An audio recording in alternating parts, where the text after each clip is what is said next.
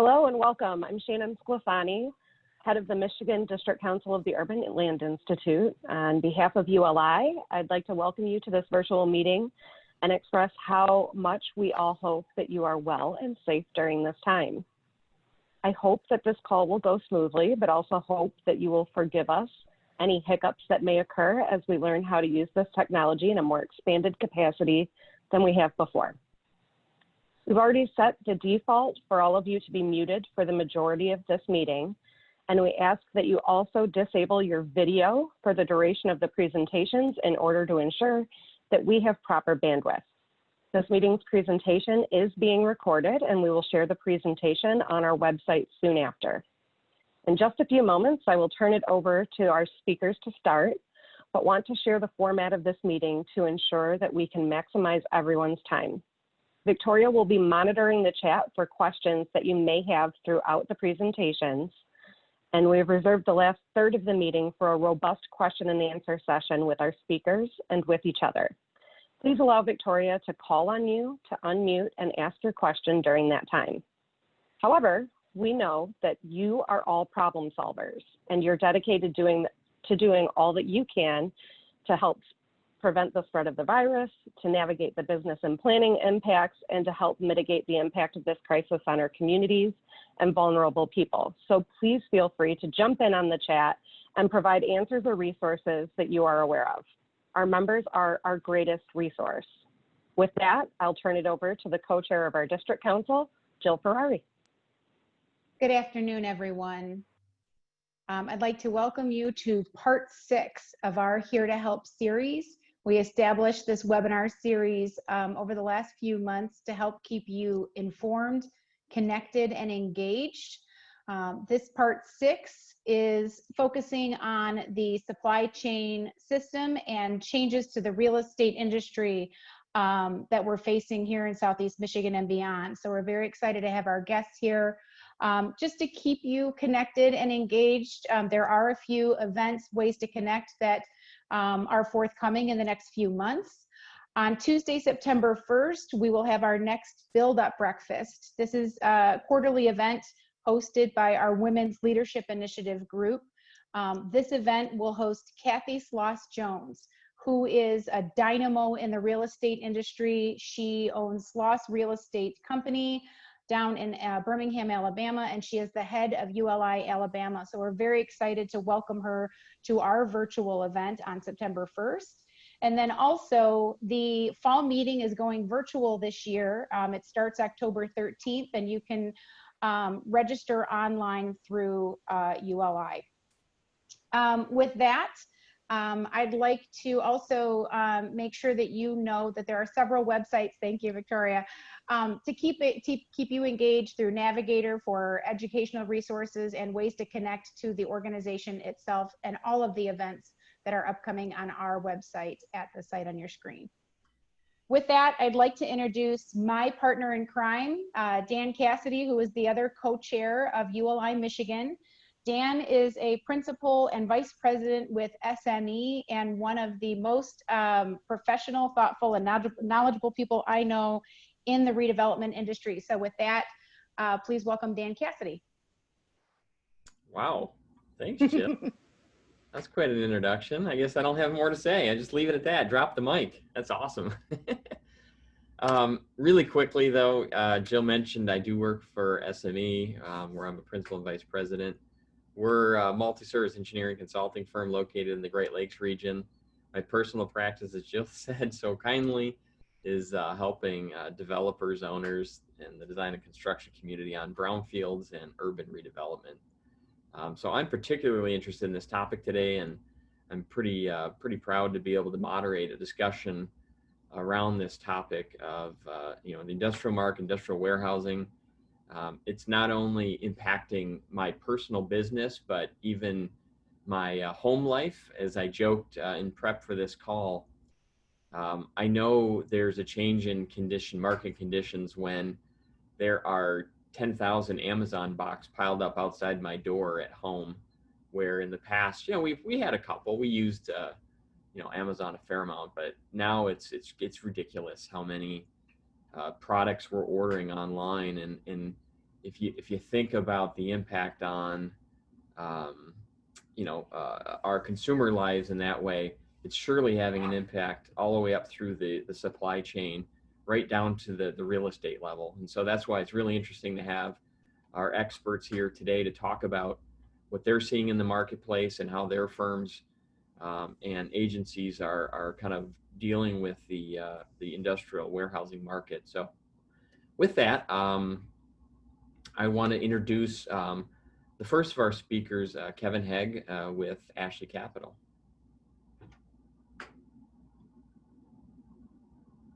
One second.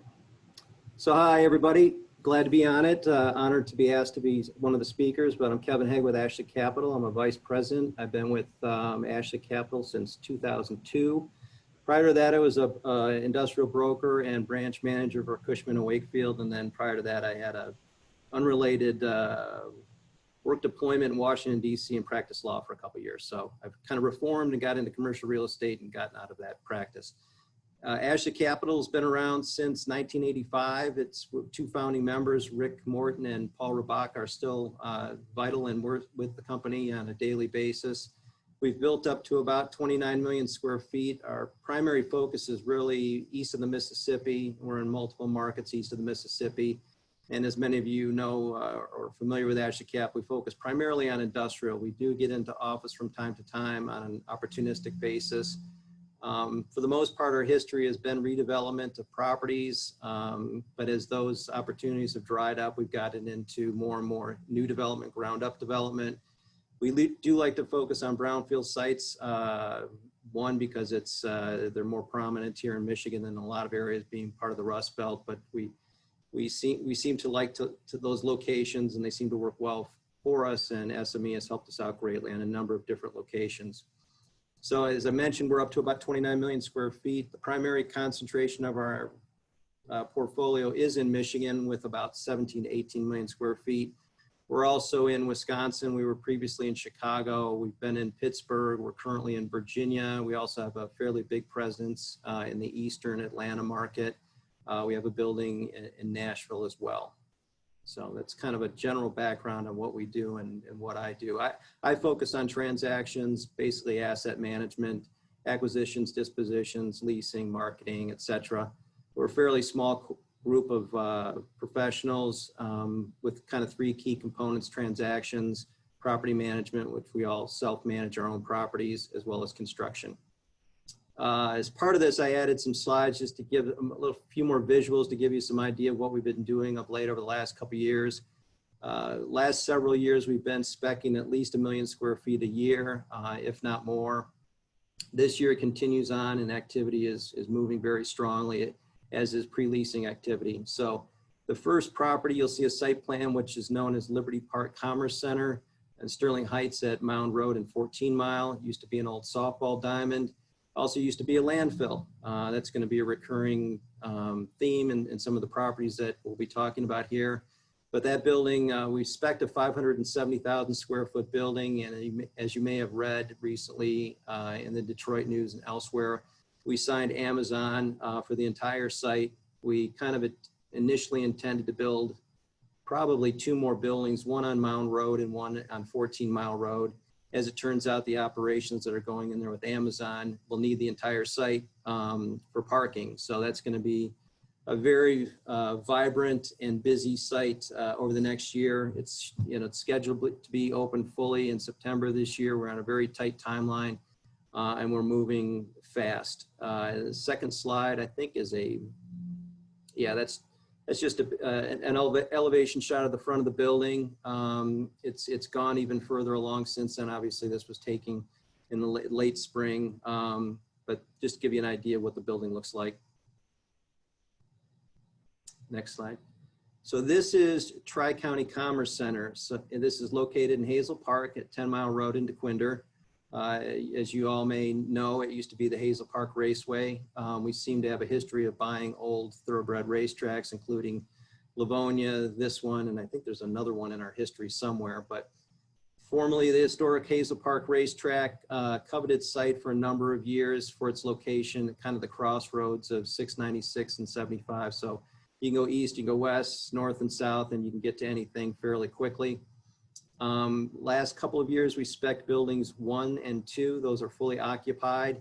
We're in the process of constructing building 3. That building is about 911,000 square feet. As Dan could tell you more about the soils, again, this is another landfill, which creates a couple of different issues. One, methane, and then the second is just the geotechnical stability of the soils isn't as good as a clean greenfield site. As a result, building 3 alone, we're doing 15,000 or have done 15,000 geopiers in that building alone. Site-wide, if you count buildings 1, 2, and 3, we did over 30,000 geopiers to stabilize the soils to give us a good footing and foundation for the buildings that we're building. Building 3, we do have some pre-leasing activity, nothing we can announce yet, but it's been strong. Obviously, Jefferson North has been a great feeder for this site. The new Hamtramck renovations and changeover that GM is doing is going to be as well a good source of potential tenants. The other buildings, the tenants include LG Electronics, Amazon, Dakota, which is a just-in-time and light manufacturer for the automotive industry, Innova Premier, also related to the automotive industry, and Hilux. So we go to the next one, please. That's an elevation rendering of building 3 at Tri-County. A little bit different style, but basically, these things don't get too complicated. We try to make them look as nice as possible and very professional, very functional, and flexible for different tenants, but there's not a huge difference between building to building. Go on to one more. This is Crossroads Distribution Center North. Crossroads Distribution Center South was actually the first greenfield new construction site that Ashley Capital ever did, and on the south side of East Ecorse Road. So this is at Ecorse and 275. So that was built back in probably about 1997, 98. Ashley has owned the land to the north, which you see here for, ever since then. And we're waiting for kind of the market to come to us to justify doing more spec. We're currently under construction with buildings 4 and 5, which is going very quickly, and we'll probably go with 6 quickly on its heels. So obviously you can see building 4 is 260,000 square feet set up for smaller tenants, rear loader with offices in the front. Building 5 is more of our traditional building with cross dock or rear loader potential. Once we split it down the middle, it's 660,000 square feet. Go to the next one, please. That's a photo I took about 2 or 3 weeks ago of building 5. Obviously you see the panels go up. We do almost all our construction, 99% of it, with precast concrete panels. You'll all be happy to know that we were able to find a supplier in Michigan, Kirkstra, out of Grand Rapids, a family-owned firm, does all of our precast panels now. For years, we used a national company that changed hands a number of times, and we were glad to find a Michigan supplier, base supplier. And as these things are constructed, first the outer panels go up, then we put in the steel for the interior with the columns and the steel for the roof. Start putting on the roof panels, and then once everything is done and the thing is basically weather tight, we come in and do the floors.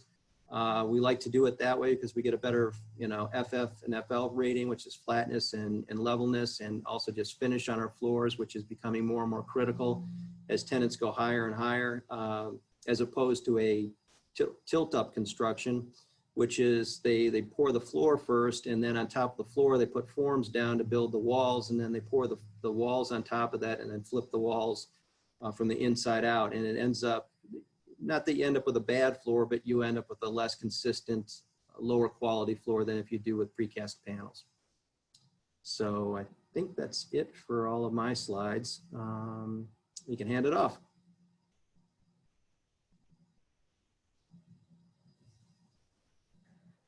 Hello, I'm Ellie Torgo from Sterling Group. First of all, I wanted to thank the ULI team for inviting me to join today's webinar, and it's a pleasure to be here with Dan and Kevin and Drew and the ULI team, so thank you for that. Our company, Sterling Group, was started about 35 years ago by my father, Gary Torgo, here in the city of Detroit. We've always been located, our headquarters in downtown Detroit. We started really as a residential real estate company in Detroit, and probably about 20 years ago, we sort of started branching out to the office and the industrial market.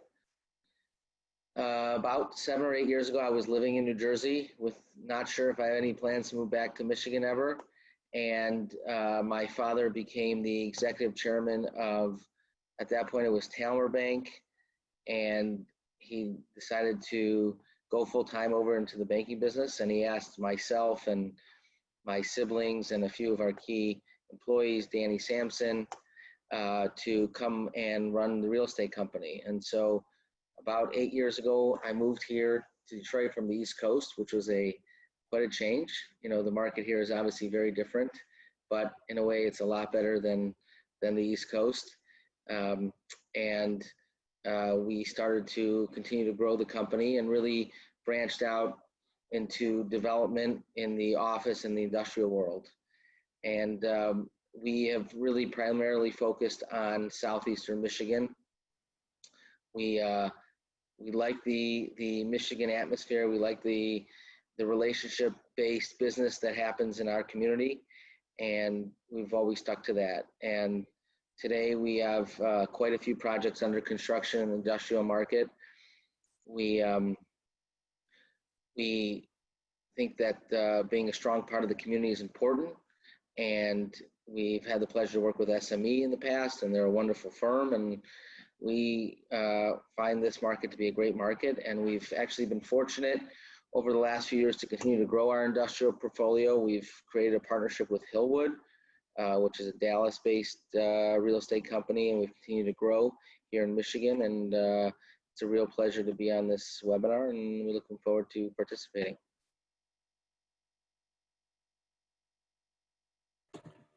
Good afternoon, everyone. My name is Drew Coleman. I'm the Director of U.S. and Foreign Direct Investment at the Michigan Economic Development Corporation. I'm a lifelong Michigander, but I'm currently in North Carolina visiting some family. So was able to get out for a little bit this week. So the mission of the MDC is to achieve long-term economic success for Michigan, promoting communities, creating jobs, and marketing our image across the globe. In my role with U.S. and Foreign Direct Investment, we are focused on attracting emerging and established businesses from the United States to Michigan, but also from our proactive markets across the globe, including Canada, Europe, Israel, India, China, and Japan. So we have a proactive strategy marketing across those spaces, targeting companies that fit well within our strategic plan. As a lot of my colleagues today have spoken about their specific elements of land use and the ecosystem within Michigan, we are really at the strategy level, trying to create an ecosystem that allows all of their businesses to be successful here in Michigan. We've partnered with each of those companies in different capacities and different buildups. So our role is to really just create an environment that is pro-business and allows companies to be successful. And then when there are deltas or areas that we need to overcome with other tools and resources and incentives, kind of understanding where the company is and the project is today, what the objective is tomorrow, and how we can help them get there. So a lot of our conversations with my team are just really focused on that space, taking the tools that we've already created over decades. It could be as simple as a tax abatement on property or a Brownfield Redevelopment Act activation for a site, up through other types of alternative lending and capital access and grant programs. So pretty large whole host of programs at the state level. And it's really all about partnership. So the community that the project finds itself in, we want to make sure that's a win-win for the state of Michigan, the community, and the investors, and all those that are connected. So thanks again for having us. All right, well, thank you very much for everybody's introductions. Great kind of segue into what we want to do here this afternoon is a little bit of a fireside chat style discussion about one part of the industrial kind of market sector, really focusing in on the industrial warehousing.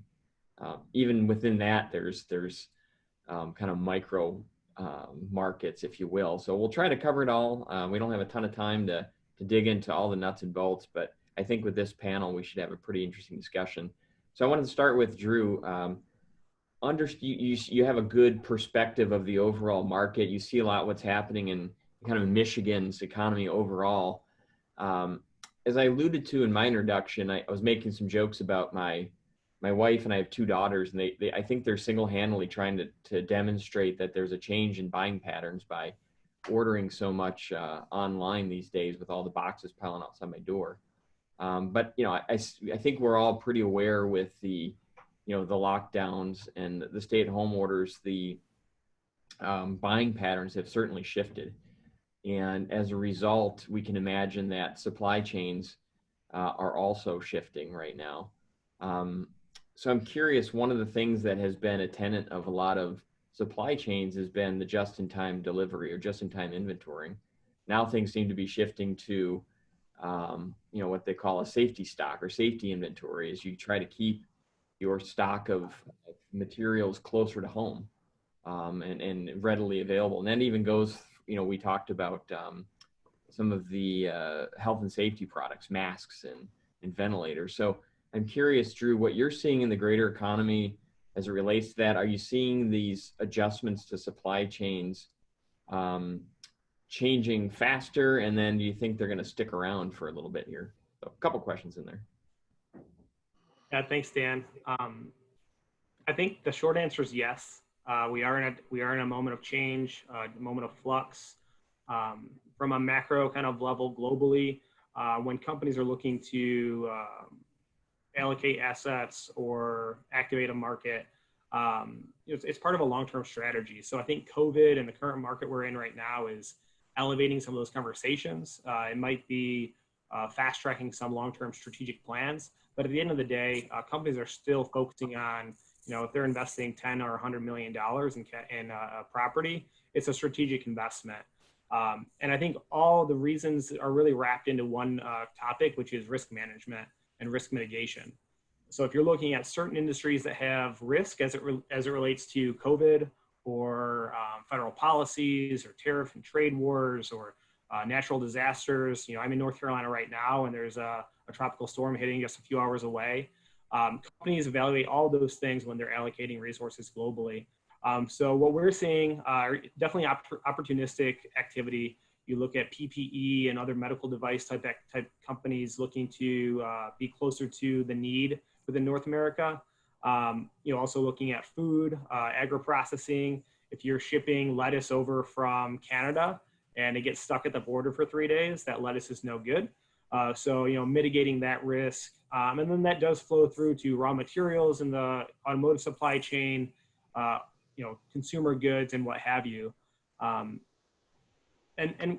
that's not just the last 6 months. We've seen that for years, I think in Michigan specifically. And we've worked with some of the folks on this call with, putting up speculative build properties to accommodate just-in-time warehousing. There's a number of Amazon fulfillment centers across the state of Michigan in strategic locations that can serve macro markets and micro markets. And they've that's an emerging sector as well. 10 years ago, no one would have thought about a 1 million square foot Amazon facility because it just wasn't there. And now there's other companies breaking into the US market with Rakuten and other global players in that same space. So I think all in all, it's really about risk mitigation and long-term strategies. I think there's impacts that will be shorter term, so flex space to accommodate certain short-term disruptions.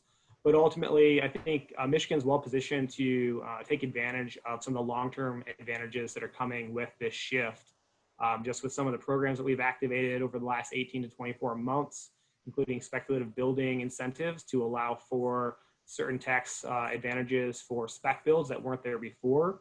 And just being ahead of that curve.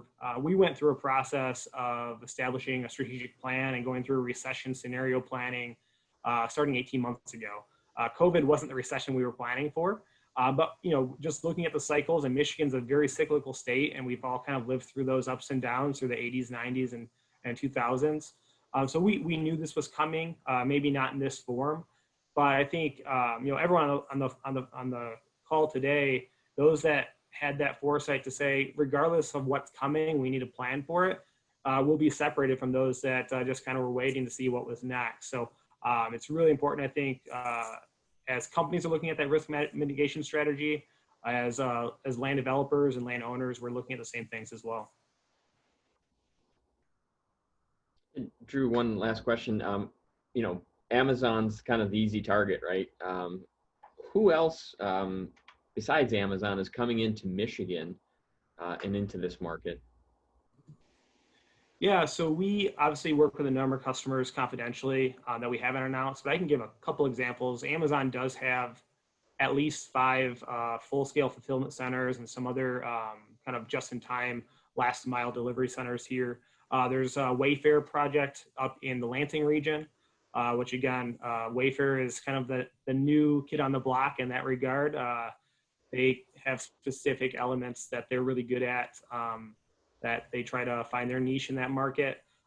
We've had conversations with kind of convenience store style fulfillment centers that are, you look at, you use Uber Eats to maybe buy product from McDonald's or someone like that. There are companies that have a model that they are essentially that, like a CVS on delivery. So there's companies that do those types of things. You know, we have from the grocer side, Meijer and Kroger and all those large grocers and distributors of products. So it's really broad. Michigan's a unique state in the fact that it's peninsula. So being here is a little challenging at times on some of those elements, but we are obviously a straight shot over the bridge or tunnel to Canada. You have all of the northern space as well. But yeah, it's really on those products that need to be close to source. And that market's hyper competitive right now. So if you can differentiate yourself, I think you're going to be, you know, carving out a piece of that. We are seeing global companies. We've worked with Alibaba in the past on matchmaking with customers in Michigan to get them on their platforms. I mentioned Rakuten, which is a Japanese competitor. They own Ebates in the U.S. So they have, I think, 13 or 18 fulfillment centers across the country. So there's growth in a lot of different competitors in that space. And each of their market strategies is slightly different, but you know, again, what our objective is to create an ecosystem that we can you know, find a good mutual match for them here in Michigan. Makes sense. So Ellie, question for you. You mentioned in your introduction your firm's investments in kind of the industrial warehousing market. What has your firm done to kind of adjust to the current market conditions, and then obviously all the opportunity that seems to be out there to serve all these firms coming into Michigan? Great. Thank you, Dan. So first of all, what we've seen is sort of what you see on your front door every day. You know, you see lots and lots of packages, and I think what we've especially seen recently, even since COVID, is that, you know, more and more people are buying in that sort of fashion. And I don't think companies believe that that's going to change even post-COVID. You know, once people get used to those patterns, that most things they can buy on sites like Amazon or Walmart or sites like that, they're not necessarily going to go back to walking into the store. And so what we've seen from the real estate market is the same idea. So the companies that service those boxes and those products want to have more and more space to be able to service that, having those buildings, you know, closer and closer together so that the just in time is quicker. You know, we used to, you know, if it took us a week to get something, that was great. Then it was 2 days, and then it was a day, and now it's an hour. We want it now and here. And the companies feel the same way. So they want it, you know, one of the things that we see in the market is if you got a building, if you started building and you've got a building going, you got a better shot of making a deal than if you just have a piece of land, because the companies don't want to wait either. They want the buildings now. So definitely from a warehousing and a logistics standpoint, the market has continued to grow, continued to have needs, and I think you'll continue to see a lot more of those buildings pop up and all over our marketplace. I think one of the things that we also have an advantage of in Michigan is we have great partners like the MEDC, the DEGC, the local communities. We really are, you know, as I was saying in my introduction, you know, coming from the East Coast to Michigan is very different.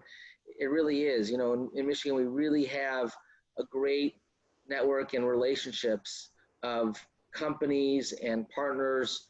You know, we have competitors, you know, Ashley and us sort of work in the same business model, but we talk to each other and we're friendly and we work together to find ways to work together. And so it makes this market unique from other markets. But from an overall perspective, I think speed and time is what we see. People want things quicker. I think we'll continue to see a large growth in the marketplace of logistics and warehousing. And frankly, to a plus in our market, I think we're a growing market. Southeastern Michigan in general, over the last 5 or 10 years, has been a really big growing market for all, not just local companies, but national companies like Drew was mentioning, you know, the Wayfairs and the Amazons and the companies like that in national companies are really starting to identify Michigan as a top spot where they want to start to build buildings here. And so we really have not seen, you know, a slowdown even through COVID of the warehousing logistic needs. Just the opposite. We thought we would see things sort of slow down, or the prospects we were talking to prior to March, you know, rethink their programs. Maybe the only area we'll really see a change is, you know, is some of these companies are requesting, you know, rights to bigger buildings or more acreage to build bigger buildings because they're not exactly sure what will happen over the next 12 to 24 months. So they're not stopping their programs. They're just requiring developers to say, we want a little more control on the space we're not leasing or on the land that's extra that we can continue to build, because we're not 100% sure what our business is going to look like. So they're not slowing down, and to the opposite, they think their appetite is continue to grow, but they're not 100% sure, and so they're trying to hedge that side of it, especially from the developers. So I think to overall answer your question, Dan, I think we're seeing strong market in the industrial and warehousing. We're seeing tremendous need, and I think people just like your family and my family and everybody else who want their packages now, the tenants and the companies want their buildings now, and they want to be able to deliver as quickly as possible. Yep. How about, are you seeing, you talked about, you know, kind of the tenant or kind of end user demands shifting a little bit. What kind of requests are you seeing out there?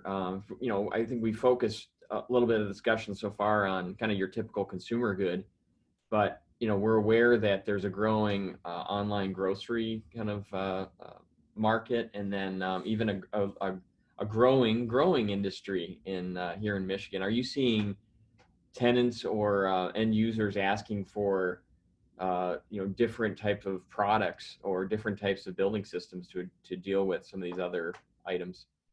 I think that's a great question. I think that we live in a world where things change so fast that every day we're seeing new requirements. Even on the same, you know, not necessarily new users, even on the existing users, from one building to the next, they're coming up with new systems. You know, a great example is we're starting to see multi-story warehouses. You know, 100 years ago, that's how they built them. We knocked all the multi-story warehouses down to build one story, and now we're rebuilding multiple story warehouses. So I think that's a good example of we're forever a changing market, and we're forever a changing world, and the needs are continuing to change every single day, be it food products, be it even, you know, the same delivery items that you were getting to your house last year. This year, they're delivering it in a faster, you know, in order to achieve that faster delivery, they're not just putting new buildings out there, but also, you know, redoing their systems. And sometimes when you build a building for a user, the building takes less time to build than the actual systems that they're putting in place. So the systems that they're putting in place will take you longer to finish the building than the actual building itself. So I think we're seeing it constantly on a daily basis. Things are changing and things are improving, and we're having new innovation, which is one of the really great parts of our market and our country is, you know, innovation, and people are constantly working to make things better and smoother and faster. And I think that's an excellent point, Dan, and I think it's something that we see every single day. Another area where we're seeing it play out is just simply in the needs. Like sometimes you'll build a standalone building, so that's easier, you know, with your end user needs. But when you're building a park and there's multiple users and multiple needs, it gets complicated because there's certain things you gotta do before you can deliver a building on the overall park and the and the users want their buildings now, and it's all part of the I would say the fun of developing industrial real estate is making the puzzle piece fit together. Right on. All right, so I'm going to switch over here. Kevin, I want to get you into this discussion. You knew this was coming because you mentioned brownfield sites, and in my intro, I obviously have a little bit of a passion for these types of properties, but I'm curious, you talked about Ashley Capital, at least here in Michigan, really putting a focus on brownfield sites. What is it about those sites that, for this particular product type, the industrial warehouses, why are you guys seeking those kind of sites out? Well, I think it's a couple of factors. First of all, brownfields are usually created because there was past industry in that location. So that relates to more of an infill type of location. Those infill type of locations are becoming more and more prominent as Amazon and other last mile operations or retail operations become more prominent. Also, and when you look at, especially in Detroit, it's the nature of the beast because, you had these pockets where large plants were built, and then beyond that, there was a lot of development around it. It's not as if you go to sort of Indianapolis where it's cornfield after cornfield and you can keep building. In Detroit, a brownfield is just it's just something you're going to have to deal with if you want to be in the development business. And then, quite honestly, for us, we're opportunistic developers. We're a value add developers, so we like that kind of that calculated risk. A lot of developers don't like it or aren't geared up to handle it. That helps put us in a position of being more competitive to get those sites. And as we've grown comfortable with them, thanks to companies like SME and others, we understand what we're getting into versus, you take it 20 or 30 years ago, if somebody said it's a brownfield, people would, kind of go the other direction. But if you really understand it and what's going on and the real business factors and real true mitigated level of risk that you can get into, they're great sites. What do you see as kind of the biggest hurdles though for taking on sites like that? They're obviously not for the faint of heart. You guys have somewhat mastered the approach on those sites, but what advice would you have for another developer to tackle some of those more challenging sites? Can't give up all the secrets, but there are not many of them. But really, it's the unknown that gets you. You do the historical backgrounds, do the phase 1, phase 2, try to understand as much as you can. But going in, there's going to be stuff that you're going to have to deal with. It's really just being comfortable that you have a team of professionals behind you that can help solve those issues as they come about, and you hope that when they do come about, they won't be so large that you can't deal with them. For the most part, and I think over the last, it's probably only been 10, 15 years, on-site mitigation has helped us quite a bit. Not having to move the soils if you can develop and balance the property correctly. We had to do it in Liberty Park. We've had to do it at Tri-County. Being able to keep those contaminated soils on site, fit them in within other features and not have to haul things off and pay for additional costs, which just drive over the development costs overall much higher, as you know. But really it's knowing, as best as you can what you're dealing with and trying to eliminate as many unknowns as possible.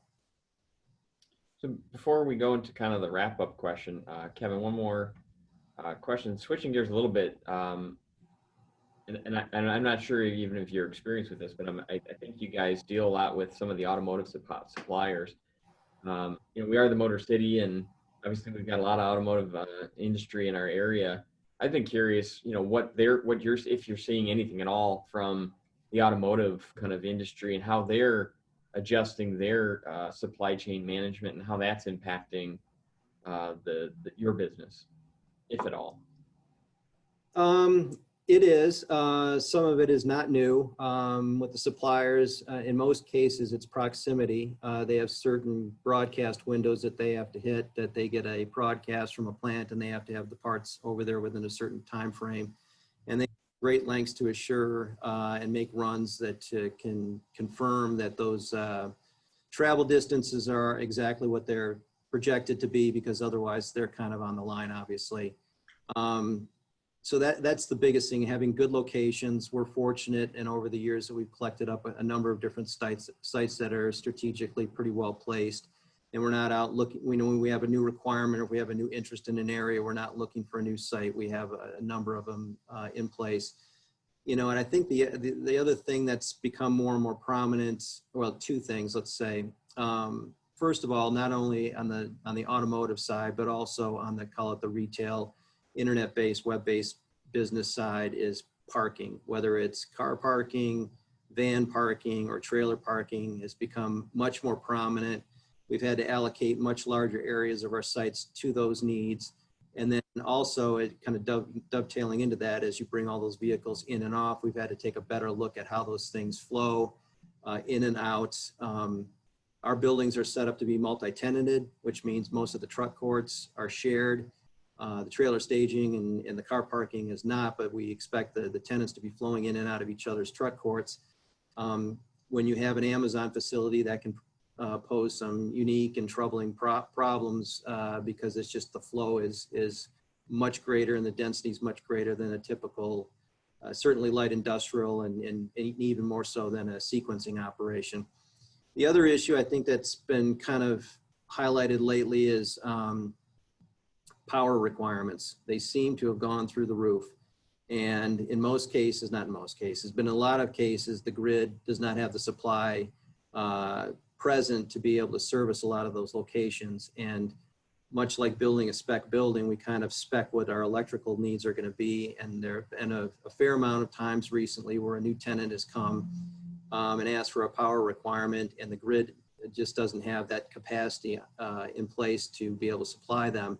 And that's a long lead item, you know, whether you have to bring in a substation or DTE's rerouting power, et cetera, that seems to be becoming a bigger and bigger issue. You know, you look at the internet-based businesses themselves, and Ellie spoke about it a little bit about the systems that they put into these envelopes. You know, the systems themselves require a lot of power. The systems themselves give off a lot of heat. Then in turn, that creates the potential need for conditioning of the warehouse, which historically in Detroit and in Michigan, you would never see a warehouse conditioned unless it was a UAW facility. So all of that just adds to more and more and higher power requirements, and that's becoming an issue for us at different locations. All right, interesting. It's another good segue here to wrap this thing up. And I know Shannon's going to get on my case here if I don't start tying this up a little bit. So maybe in fewer words, and we'll start with you, Kevin, since you're kind of prominent on the screen right now as a speaker. Looking to the near future, where are you seeing opportunities for further investment? So you talked about, you know, some of the changes we've noticed recently. You know, over the next 6 months or a few years, where's Ashley Capital? I don't want you to give away your secrets necessarily, but where are you seeing the opportunities in this marketplace? More than likely less suburban, more infill for, you know, from our standpoint. Those locations can play again more to the big internet-based companies as well as the automotive, because typically where the density of population is, you'll find an auto plant nearby. And people just don't want, and they also need the employment. You know, that's one other factor that when I go to conferences around the country is the availability of a workforce. So that's the biggest thing for us. You know, we're always looking strategically. You know, sometimes we're just getting lucky, to be honest with you, but most of the time we're looking for, you know, being able to get on and off a freeway within definitely less than a mile, hopefully, you know, half a mile to a quarter mile. Something that's an infill that can, you know, allow us to, you know, the density of households as well as proximity to an automotive facility and just freeway access. Those are the biggest things. Ellie, same question. Curious what your thoughts are about the near future here. I think similar to Kevin, our business is sort of value add, looking for, you know, great sites that for whatever reason have not been brought to proper fruition. I think a good point that Kevin made was, you know, we got a lot of brownfield sites in Michigan. Well, to Kevin's point, the reason why they're brownfield sites is because they've most of the time have other industry on those sites. And usually there's a reason why there was other industry, because they're great locations. They have great labor pools. I think labor pool is a big item for most companies to make sure that their employees could get to work quickly. What is the transit set? You know, we don't have mass transit in Michigan. We have a great busing system, and so that is also a big driver of, you know, where people want to put their buildings. And I think it's just continuing. I think we've all seen over the last probably 10 years in our market a really great growth. I think the world is really sees what kind of great market southeastern Michigan is, what kind of great, you know, sites we have, great support, great communities, great workforce. And I think that we're going to continue to attract more and more national tenants. I think it's just continuing what we're doing, finding those sites, continue to build so those buildings are ready for when people need them, and really to continue to expand on that. And I think as the auto industry continues to build auto plants and have requirements, as the logistics and the warehouse businesses continue to grow, that's really where our focus is. Yep, thank you. Drew, you get the final word on this topic, on what you're seeing in the near future. I think one trend is that the capital being put into these projects inside those envelopes is higher and higher and higher. No products are being created that are more simple than the last. So from automotive, there's more parts that are more complex, and there may be less parts, but more machinery to build the parts. So, I think keeping that in mind is really key. I think the biggest part that is a make it or break it for a lot of these sites is the partnership and the team that you get together on those sites. We worked on some really complex deals in Southeast Michigan due to those legacy issues on the sites, and being able to communicate the expectations to the community, to the landowner, to the users, and the entire team, both from the brownfield team or the developing team. That's really, really key. And that's something that we sell from the state's perspective. When we have global customers looking at Michigan, we really sell the teams that we can build around these sites. And I think that's what's really going to drive over the next few months. There's a lot of unknowns in the marketplace. And if you can, I guess you kind of get what you pay for when you bring in a specialist team, like the panel we have. There's reasons that certain sites sit for a long time, and there's probably someone missing on that team that can really push it over the edge. And I think it's really key because as things need to go faster and faster, you need to have the right folks to pull those levers at the right time.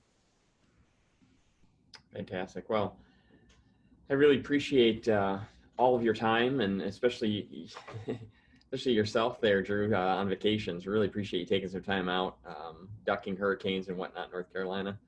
And appreciates everybody's input. Kevin and Allie, thank you very much. I'll turn it over to Shannon and Victoria for questions from the audience.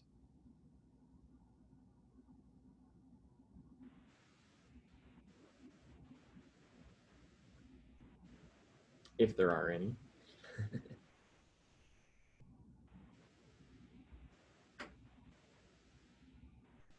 I'm not hearing from Shannon or Victoria. Shannon, you're talking, but we can't hear you. Story of my life. Can you hear me now? Yep. Loud and clear. Oh, okay. Thanks so much, guys. This was a great conversation. It doesn't look like we have any questions that have come in through the chat function.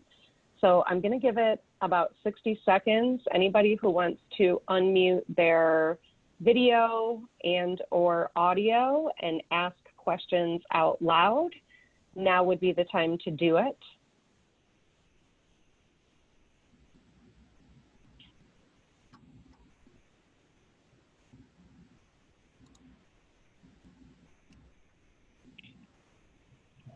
Shannon, I actually have a question. This is Victoria for Drew.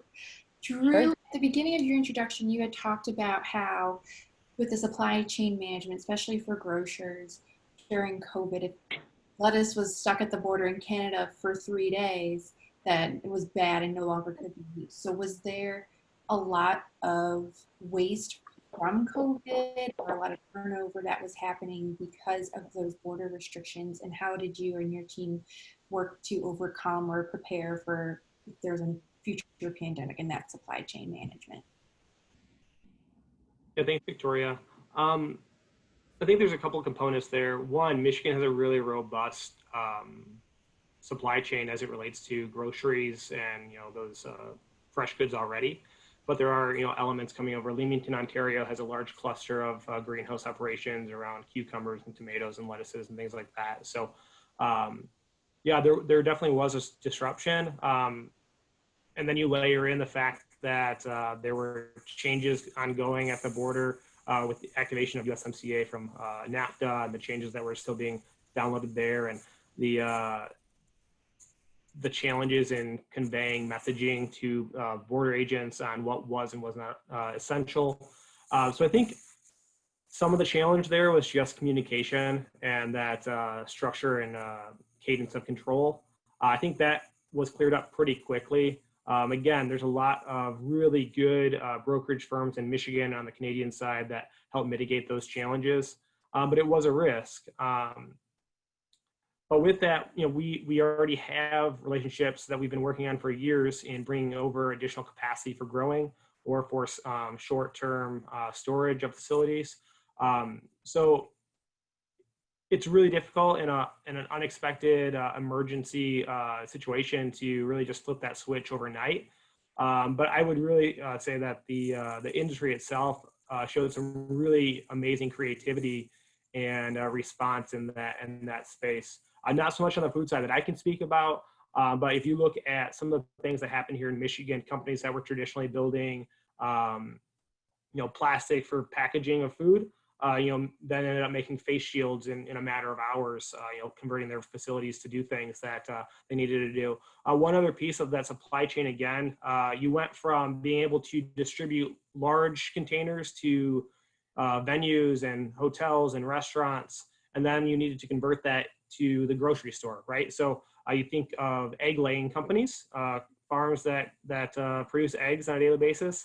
They may be shipping cartons that are 10 dozen carton containers to a retail for restaurant use, and they had to then send those to a grocery store. And the limitation there in supply chain wasn't the egg, it was the cartons. So it's that entire continuum, and I think that's what we really saw, a pretty amazing activity level in Michigan specifically. And I'll highlight one program the state of Michigan's worked on for the last 6 or 8 years called Pure Michigan Business Connect. That's our platform to allow buyers and suppliers to connect and build up that supply chain here in Michigan. So that specific egg example, we were able to work with our growers here in the state to identify alternative sourcing for containers to then package their products instead of in large format to retail format. So there's a lot of different things that went on in a very short amount of time, but I think it's just about, again, relationships, flexibility, and being able to pivot and knowing kind of where your next market is. Because there's certain things you can't anticipate.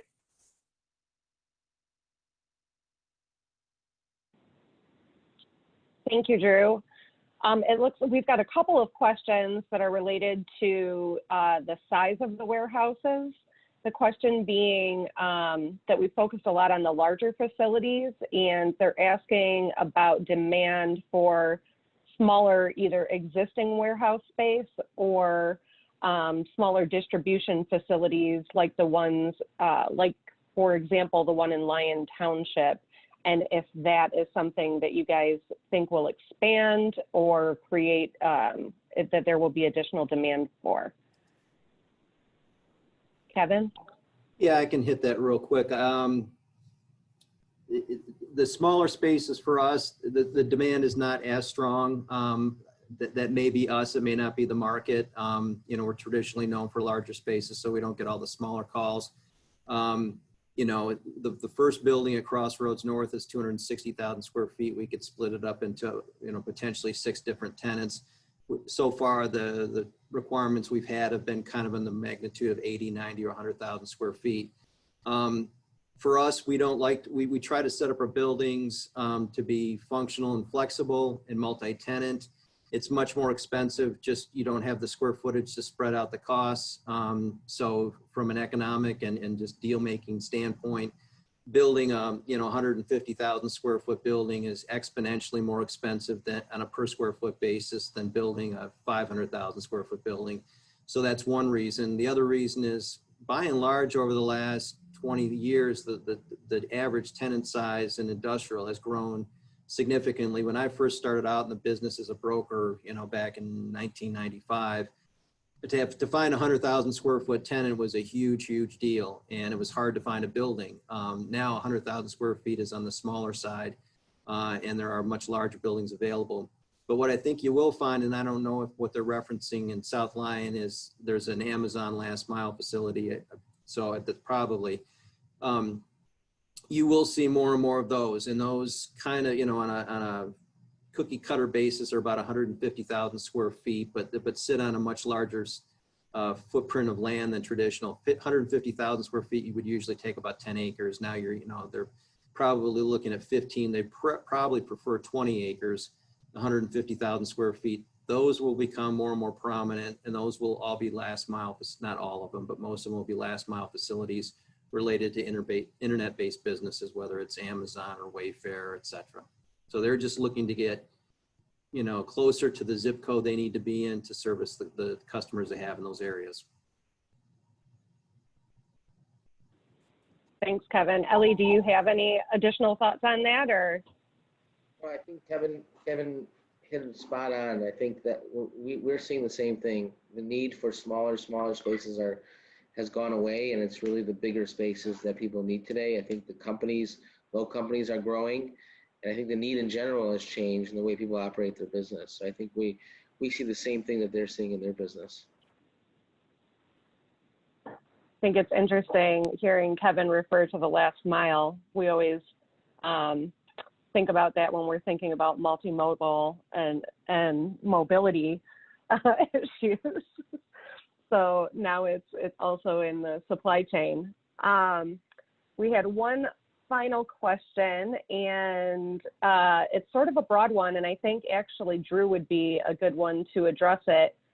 Are you seeing net population migration back to Michigan related to the COVID pandemic? And I assume that what Manuel is getting at is that is whether or not people are going to come back here because there's a little bit more space and land, and if people are coming back after leaving from college.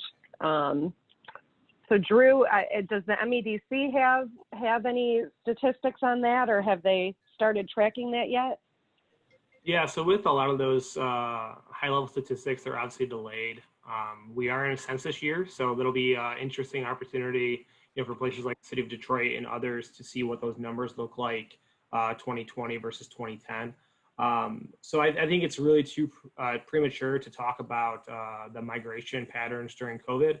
One thing I will say is COVID presents an opportunity for a shift in where you do your work.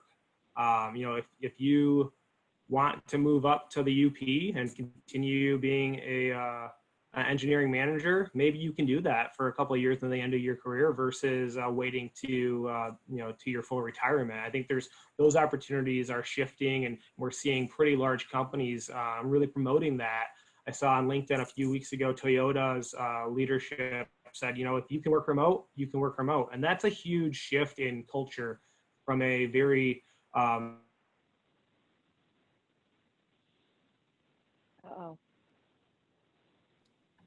The hurricane got him. Too bad. I wasn't sure if it was just me or not. All right. Well, that was a mostly complete answer. I think it covered it.